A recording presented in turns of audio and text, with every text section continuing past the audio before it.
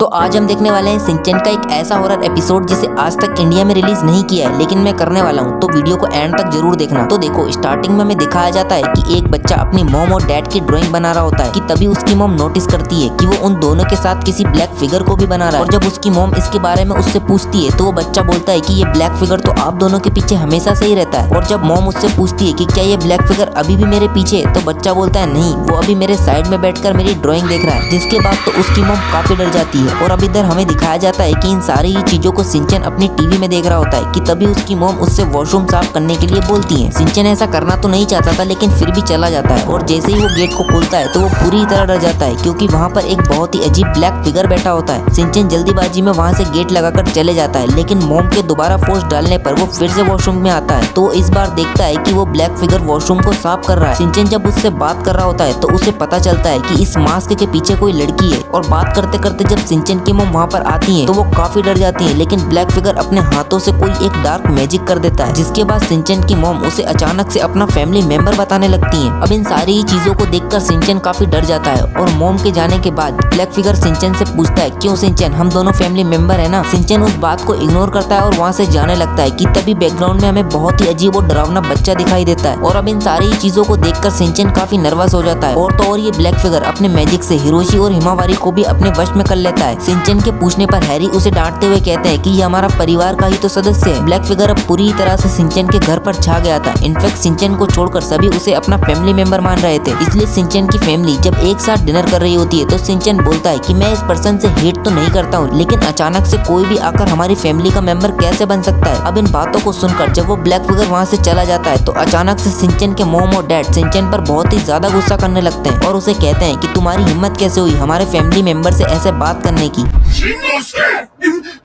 なんてひどいことを言うんだ。家族に向かって。